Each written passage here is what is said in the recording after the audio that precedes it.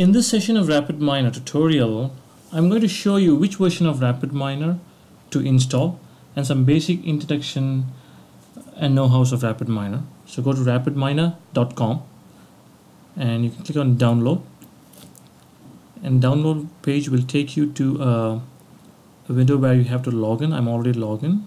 I've already logged in to my account, and once you log in you should see this downloads window page, and then you want to download RapidMiner version 5.3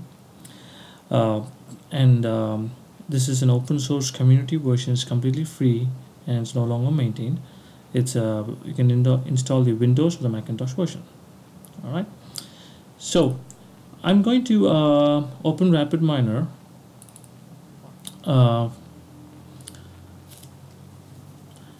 and I'm going to create a new process here. And when you create a new process, as you can see here, there are a lot of small windows in the RapidMiner. I'm going to walk you over what these windows mean. So in the top left hand corner is the operators windows, where you can drag and drop any of the icons, any of the operators that you want to start building this. You have the import icon where you can read the CSV file, read AML, XML, any sort of information. Similarly, you can export here. You have all the right CSV and operators. You have all the modeling operators, the text processing operators, the evaluation operators, so on and so forth. Bottom left, you have the repositories where you have when you create a script, you can save. If I save the script, you can save it to the repository, the local repository. And how you do that is by you right click on the repository and do a configure repository, and you can direct it to the local disk in whichever folder you want. Okay. And then you have the main process window where you drag and drop all the icons, the operators. And then this is the parameter window where you can configure these the operators that you put in the main process window, where you start scripting the model or statistical processing that you're going to do. And here is the configuration window for all of those. So for read CSV, you can delete this semicolon and do a comma. Because we're going to read a CSV file. If it's a comma separated file, you have to make sure that it is comma. By default, it's a semicolon here. And the window here in the right bottom corner is the help window for all the operators that you put in here. And finally, the window here is basically, it gives you any sort of error. For in this case, it's saying CSV is undefined, set mandatory parameter CSV file, read CSV. The location of the error is read CSV. So this error will go away if I import a file.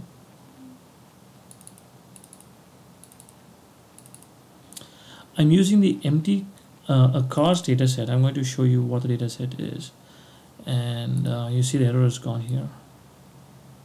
Result, run it. The dataset is written, and the other information that I want to show you is switching between the results perspective and the design perspective and the results perspective. This is the results perspective and this is the design perspective, and then you have the play, stop, pause button, and the usual windows, creating a new process, open a new file, save, and so on and so forth. The file that I'm using here is going to be an open source data set that I downloaded from the internet, and it is a data set of cars and miles per gallon based on the different specifications of the car engine. So we have different car models, we have the miles per gallon, the cylinder, displacement, horsepower, so on and so forth. So from the last session where Simon left off, he built a linear regression model, and then he built a model and he showed how to do the complete process. And now the objective of this video session is to show how to score a new data set on the model, a linear regression model that's being built. So the data set that I'm going to use is an open source data set.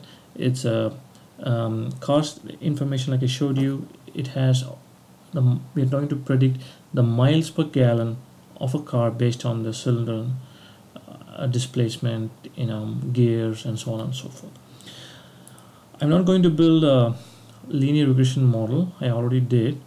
I'm just going to open it, the model that was built, And what I'm going to, let me just delete more, this one's confusing. Okay, so this is the linear regression model that I already built. This is the data that I read in. This is the cars data set that I'm reading in with the CSV. This is the empty cars data set.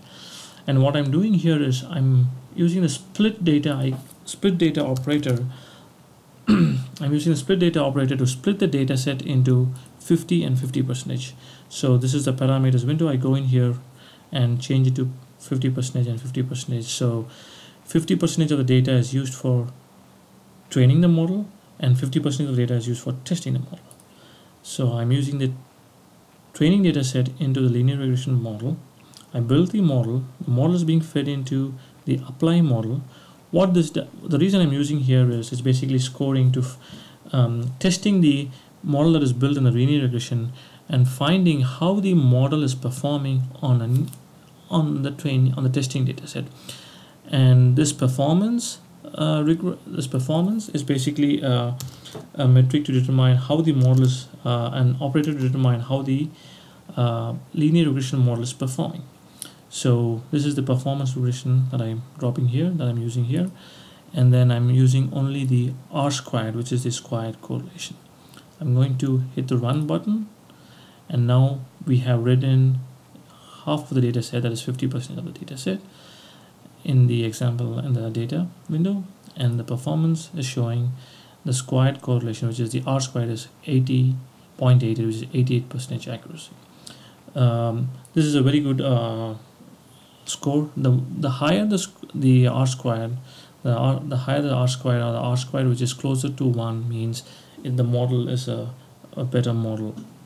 Fine, but so now we build the model, and now what we're going to do is we need to save this model. We need to write this model into a file, or you can. So what I'm going to do is keep it. I'm going to write it here. So I'm going to write it in my local disk. Results and empty model, empty underscore model. That's where I'm going to write my model. So I'm going to run this model again, and what is happening is this linear regression model that I built and I tested on the training is being saved into as a model. And now is the process where you read the model, and what you're going to do is score the model on a new data set. So this is the read model, the model that I saved in the location empty cars, empty underscore model. I'm reading in the model. I'm reading the CSV file, which is the new data set. That is a new data set that I'm scoring against the model that is being built, and then I'm applying the model.